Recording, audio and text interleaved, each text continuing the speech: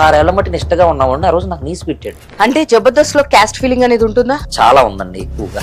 రేపు పొద్దున సరదాగా బయటికి వెళ్దాము వస్తారా అన్నారు అనుకో, నేను రేపు చర్చికి వెళ్తానండి అని అన్నాను అనుకో పొరపాటున, వీడు చర్చికి వెళ్తున్నాడు కొర్రె బిడ్డ వీడు. ఆది గారు మీతో పాటు స్కిట్స్ చేసే దగ్గర నుంచి ఈ రోజు ప్రమోషన్ దగ్గర నుంచి మీరు ఎట్లా ఫీల్ అవుతారు? అడుక్కు తినే పొజిషన్ నుంచి పైకి వచ్చినోడు ఎదిగినప్పుడు ఎప్పుడైనా సరే మనకి ఆ ఎదుగుదల ఎలా వచ్చిందనేది గుర్తుంచుకోవాలి, కానీ మన కింద వాళ్ళని ఇబ్బంది పెట్టుకోకుండా వాళ్ళని కూడా చూసుకుంటే కొంచెం బాగుండేది అంతే. ఆ రోజు ఎవరెవరైతే టీమ్ లీడర్లుగా చేశారో వాళ్ళు ఈ రోజు పొజిషన్ లో ఉన్నారని చెప్పుకోవచ్చు. దానికోసం ఆయన కాళ్ళు పట్టుకునే వాళ్ళు, గడ్డాలు పట్టుకునే వాళ్ళు, ఆ డోర్ బయట అలా కూర్చుని పడిగాపులు కాస్తా ఉండేవాళ్ళు చాలా మంది. కొంతమంది క్యాస్ట్ చెప్పుకుని వెళ్ళి సార్ సార్ సార్ సార్ ఇది సార్ ఇది సార్ ఏదన్నా ఇలా చేసేవాళ్ళు ఓల్డ్ మంది నేను కంటితో చూసేవాడిని. జబర్దస్త్ వాళ్ళు కానీ వాళ్ళు ఫుడ్ సరిగ్గా ఉండదు, దీని గురించి మీరు చెప్పండి మీ ఒపీనియన్. బయట స్విగ్గీ గానీ జొమాటో గానీ ఆర్డర్ పెట్టుకునేవాడిని. అనసూయ గారు ఈ విషయం మీద రియాక్ట్ అవడం ఇట్లా అనడం ఎంత వరకు మీరు సపోర్ట్ చేస్తారు? నేనైతే సపోర్ట్ ఏం చేయలేను ఆవిడ అన్నదానికి. నేనైతే శివాజీ గారికి సపోర్ట్ చేస్తాను. యూట్యూబర్ అన్వేషణ కూడా మీరు చూసుంటారు. పురాణాల దాకా నువ్వు వెళ్లాల్సిన అవసరం ఏముంది? లేదు కదా. ఆఫ్టర్ ఆల్ యూట్యూబర్ నువ్వు, కావాలని వాడేదో పబ్లిసిటీ కోసం చేసుకున్నాడు, అంతకు మించి ఏం లేదు. కరోనా తర్వాత నుంచి ఎందుకు కనిపించట్లేదు, ఏంటి రీజన్? 10-12 lakhs వరకు ట్రస్ట్లు ఇస్తా ఉండేవాడిని తెలిసిన వాళ్ళకి. ఈ అమౌంట్ అంతా కొంచెం అడుగుతా ఉండంటే ఎదురు నా మీద కేసులు పెట్టారు. కాల్ మనీ కేసు అంటారు కదా అది. సో మీరు రెగ్యులర్ గా ఇప్పుడు ఐపరాది గారి స్క్రిప్ట్ లో కనిపించే వాళ్ళు కరోనా ముందు వరకు బాగుంది, బట్ కరోనా తర్వాత నుంచి ఎందుకు కనిపించట్లేదు, ఏంటి రీజన్? నేను అక్కడి నుంచి ఒక చిన్న మిస్టేక్ చేయడం మొదలు పెట్టానండి.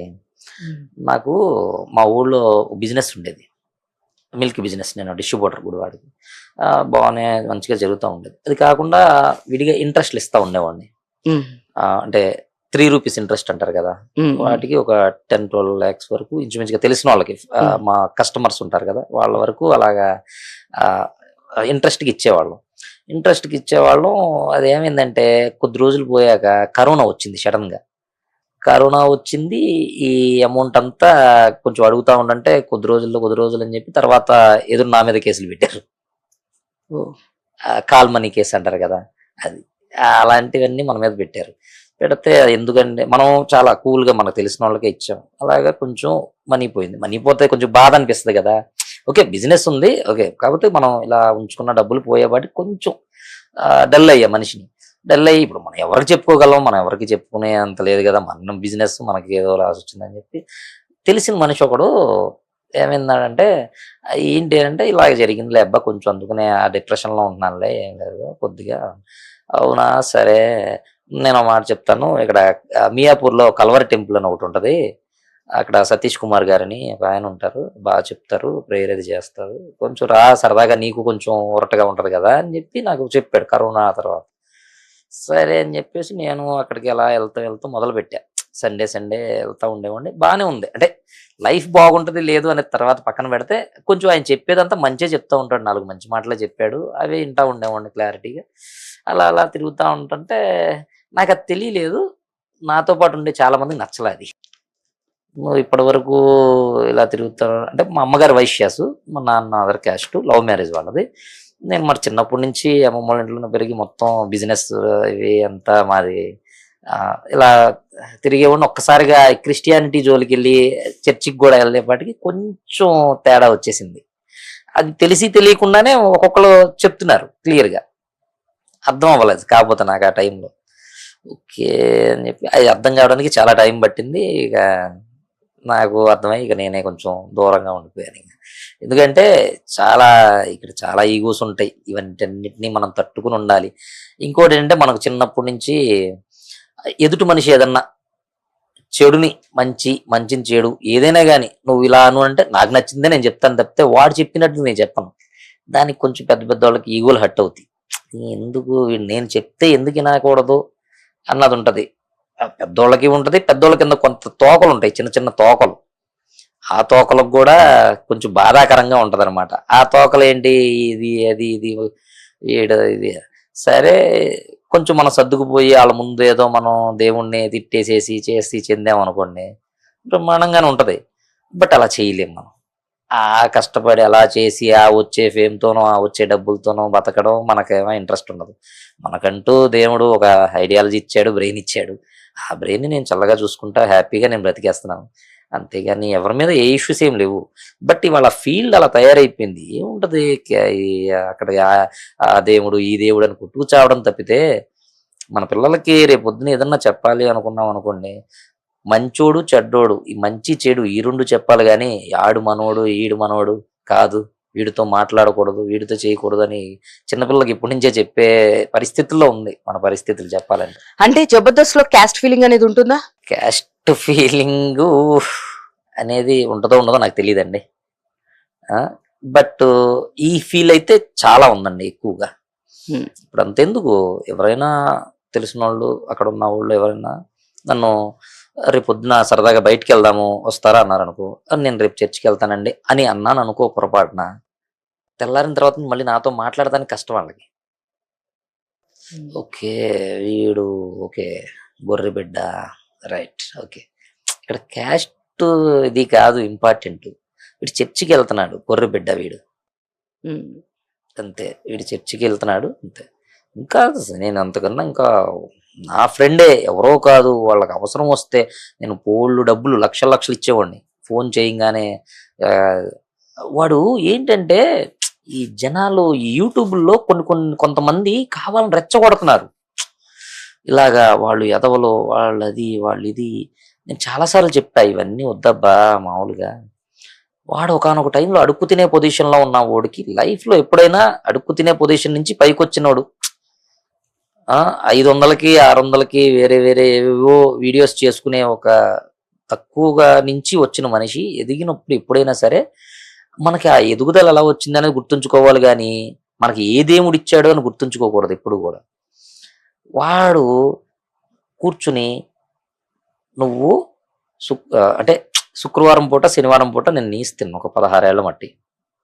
ఒక 16 ఏళ్ల మట్టి నేను నిష్టగా అమ్మవారు, మాది గుడివాడ కదా, మాకంతా అమ్మవారు అక్కడ కనకదుర్గమ్మ తల్లి అక్కడే కదా వెలిసింది విజయవాడ, కాబట్టి మేమందరం అమ్మవారి భక్తులు ఎక్కువగా. అమ్మవారి కోసం శనివారం పూట వెంకటేశ్వర స్వామి కోసం నేను నీసి అది ముట్టుకోను. నేను నమ్మరు, నేను ఆదివారం పూట చర్చికి వెళ్తున్నానని చెప్పేసి నువ్వు మా దేవుళ్ళని కావాలని మోసం చేస్తున్నావు అని చెప్పి నాకు ఒక రోజు నోట్లో చికెన్ పెట్టారు సచ్చినట్టు, నా కాళ్ళు చేతులు పట్టుకుని గట్టిగా అందరూ కలిసి. అంటే అలా తయారవుతున్నారు. నేను అది సీరియస్గా తీసుకునేది ఏం కాదులేండి, మామూలుగా చెప్తున్నా. అలాగా నన్ను కాళ్ళు చేతులు ఒకళ్ళు పట్టుకుని నా బలవంతంగా నా నోట్లో నేను 16 ఏళ్ల మట్టి నిష్టగా ఉన్నామండి, ఆ రోజు నాకు నీసి పెట్టాడు చికెన్ని. నేను 12 దాటే వరకు నేను ముట్టుకోను అసలు.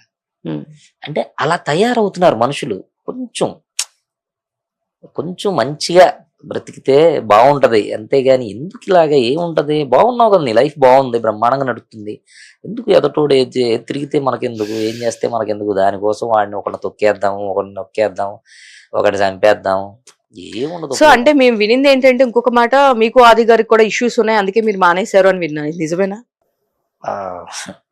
అవన్నీ కొంచెం మా పర్సనల్స్ అవన్నీ అంతే, అంతకుమించి అదేం లేదులేండి. సో మోహన్ గారు, ఇప్పుడు మీరు అన్నారు మిమ్మల్ని నలుగురు పట్టుకొని నాన్ వెజ్ మీకు నోట్లో పెట్టి మరి అంత ఇబ్బంది పెట్టారు అని.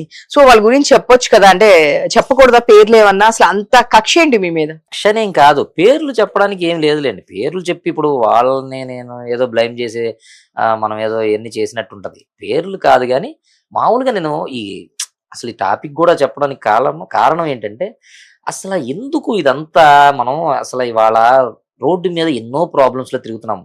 చాలా మంది జనాలు తిండికి ఉండలేదు, గుడ్డకి ఉండలేదు, ఎన్నో కష్టాలు పడుతున్నారు మనుషులు. నెలాఖరు వచ్చిందంటే ఈఎంఐస్ కట్టుకోవాలంటున్నారు, ఒక పక్కన చూస్తే రెంట్లు కట్టుకోవాలి, ఒక పక్కన పిల్లం బిడ్డలను పోషించుకోవాలి.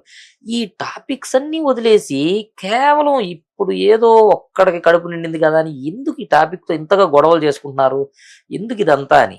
ఏముంది, క్రిస్టియన్ అయితే ఏముంది, హిందూ అయితే ఏముంది. ఇప్పుడు మా మిస్సెస్ ముస్లిం, మాది లవ్ మ్యారేజ్. మా మిస్సెస్ ముస్లిం. నేను ఎవ్రీ ఇయర్ తిరుపతి వెళ్తాను, పెద్ద తిరుపతి కాలినడకన వెళ్తాను. నేను ఇప్పటికి ఒక 15 టైమ్స్, అంటే ఎవ్రీ ఇయర్ వెళ్తాను.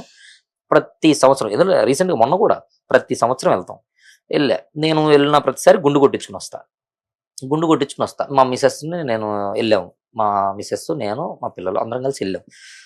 నేను పడుకుని నేను ఆల్రెడీ గుండు కొట్టించేసుకున్నాను, దర్శనం అయిపోయింది, కొంచెం పడుకున్న తర్వాత నేను తెల్లారి డోర్ తీయగానే మా మిస్సెస్ గుండుతో ఉంది.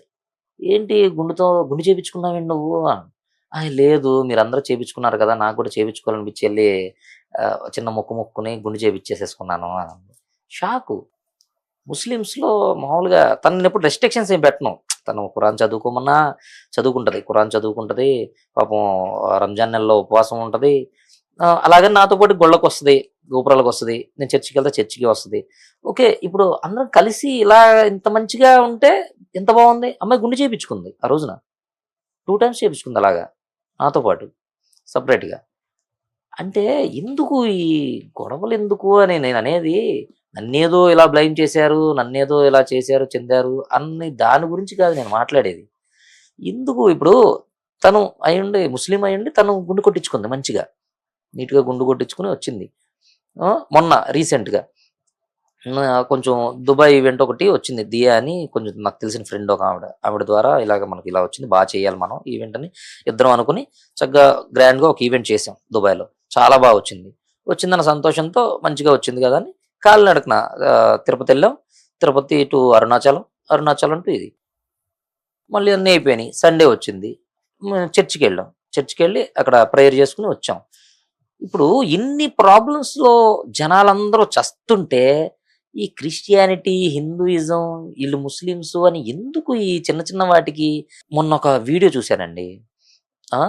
అయితే ఆవిడ ఒక మాట అన్నారు, ఏమనంటే మన సాయిబాబా ఆఫ్ఘన్ ముస్లిము, అతన్ని ఎవరో కొలవద్దు అని అంటుంది. అసలు ఇన్ని ఏళ్లుగా షిరిడి ఇంతమంది వెళ్తున్నాము, ఇంత చేస్తున్నాము, ఇవేమీ కనపడలేదు. ఇంత మంచి జరిగింది, ఇంత తిరుగుతున్నారు. ఇప్పుడు ఇదంతా వదిలేసేసి ఇవాళకి ఎందుకని ఇదంతా అందరూ ఒక టీం ఫామ్ చేసుకుంటున్నారా డబ్బుల కోసం? ఇప్పుడు ఈ ఇన్స్టాలోనో తన గురించి మామూలుగా నాకు విడిగా తన గురించి ఏం తెలియదు. నేను ఒక స్కిట్ లో చేసింది మా టీంలోనే, మా హైప్రాది గారి టీంలోనే ఒక స్కిట్ చేసింది. ఆ స్కిట్ లో నేను లీడ్ క్యారెక్టర్ చేశాను. నాకు అప్పుడు గుర్తుకొచ్చింది ఈవిడ అని. ఒక లీడ్ క్యారెక్టర్ నేను చేశాను అందులో. ఆవిడ కూడా చేశారు, ఒక స్కిట్ చేశారు హైప్రాది గారి టీంలోనే. అయితే ఆవిడకి అసలు ఒక యూట్యూబ్ ఛానల్ ఎక్కడో ఇచ్చింది సంథింగ్, అక్కడ నా ఛానల్ కూడా ఇచ్చాం. నేను వెళ్తా ఉండేవాడిని నా యూట్యూబ్ ఛానల్ చెక్ చేసుకోవడానికి, నా ఎడిటింగ్ అవి చేయించుకోవడానికి ఒక కంపెనీకి ఇచ్చాం. వీళ్ళు చూసుకుంటూ ఉండేవాడిని. ఏదో వీడియోస్ పెడతా ఉండేది, కేరళ అని అదని ఇదని ఏదో వీడియోస్ పెడతా ఉండేది. ఆ వీడియోస్ వచ్చేసేపాటికి ఒక 1K 2K 3K వెళ్ళేవి. 1000 2000 3000 చూసేవాళ్ళు ఎంత కష్టపడి చేసినా సరే. ఇప్పుడు అవి వెళ్తలేదని ఇలాంటి వైరల్ కంటెంట్ తీసుకుంటే మనం వెళ్తాము అని అనుకోవడం ఎంతవరకు న్యాయం అని. ఇప్పుడు ఇన్స్టాగ్రామ్ లో అవి పోస్ట్ చేసి దాని మీద వచ్చే యాడ్ డబ్బులతోనో, లేదంటే యూట్యూబ్ లో పోస్టులు పెట్టి దాని మీద వచ్చే రెవెన్యూతోనో మనం ఇప్పుడు అవన్నీ తీసుకుని వెళ్ళి మనం బ్రతకడం అవసరం అంత అలాంటి దానికి బదులు మనం కష్టపడి చేసుకోవచ్చు కదా. ఆఫ్ఘన్ ముస్లిము అతను కొలవమాకండి అంటే పెద్ద పెద్ద స్టార్స్ వెళ్ళారు. మొన్న కూడా రీసెంట్ గా మొన్న ఈ మధ్య మనకు నా ఫేవరెట్ స్టార్ వెళ్ళారు ఒక ఆయన. అలాంటిది ఇప్పుడు ఆయన ఇప్పుడు అలా చెప్పి ఎలాగ అంటే ఎవరి మనోభావాలు. ఇప్పుడు దానివల్ల పోని ₹1 ఉపయోగం ఉంది ఎవరికైనా? ఎవరికన్నా ఒక ఈఎంఐ వస్తుందా? రాదండి. రెంట్ వస్తుందా?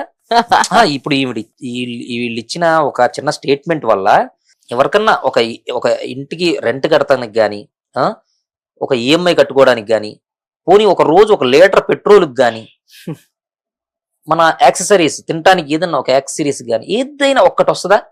మరి ఏం ఉపయోగం నువ్వు ఇవన్నీ మాట్లాడటం వల్ల? నాకు చాలా బాధ అనిపించింది. చాలా పెద్ద పెద్ద మాటలు అంది.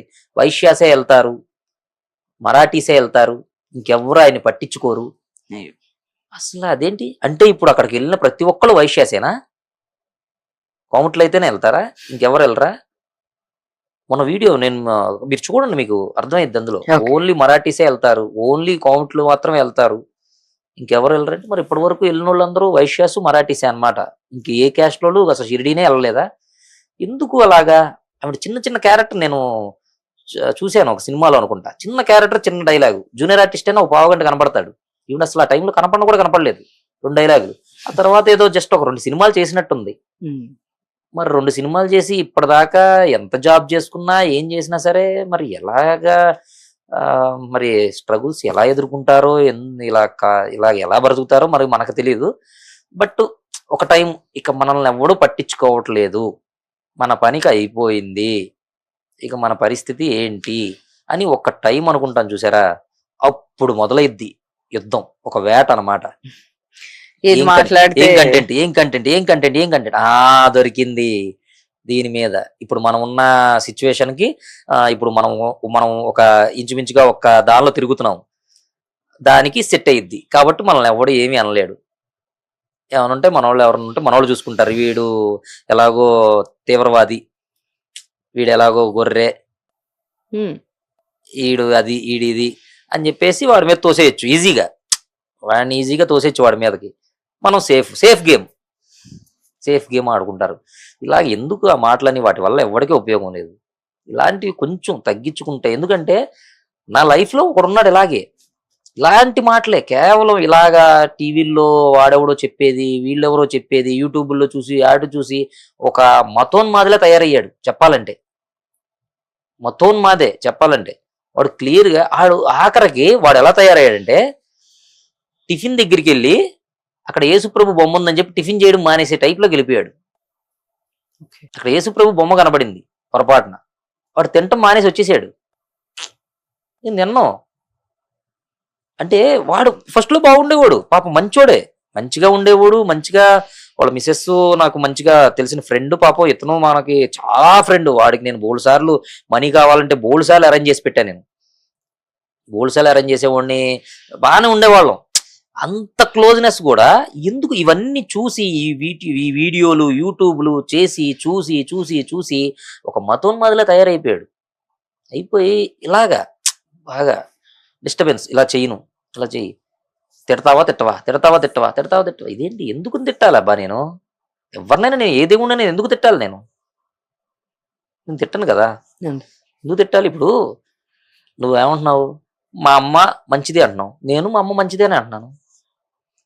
నాకు తెలియదబ్బా మీ పక్కన ఆవిడ మంచిది కాదు, ఆవిడ తిట్టవా అంటే ఎందుకు తిట్టాలి? నేను నాకేం అవసరం? ఇప్పుడు నువ్వు చెప్పావు కదా, నేను ఆడలేను కదా. ఇప్పుడు కూడా నేను నవ్వితే చూసి తట్టుకోలేని కొంతమంది ఉన్నారు.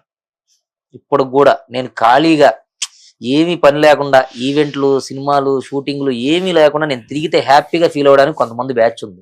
ఓకే, ఎవరు మీ జబర్దస్త్ వాళ్ళేనా, బయట వాళ్ళ? ఎవరో కాదు, బాగా మేము అందరికి తిరిగిన వాళ్ళమే మళ్ళీ. ఓకే, అస్సలు హ్యాపీగా ఫీల్ అవుతారు. నా నవ్వు కనబడకుండా ఉంటే బాగుండు అని చెప్పి వాళ్ళు డైలీ అనుకుంటారు. కానీ నేను నవ్వుతానే ఉంటాను, ఎందుకంటే నేను బాగున్నాను కదా. నేను నవ్వకుండా ఉంటే చూద్దాము అని అనుకుంటారు, నేనేమో నవ్వుతున్నాను, వాళ్ళకేమో ఈగో, వీడేంటి ఇంకా మనం ఇంత మనల్ని వీడిని ఇంత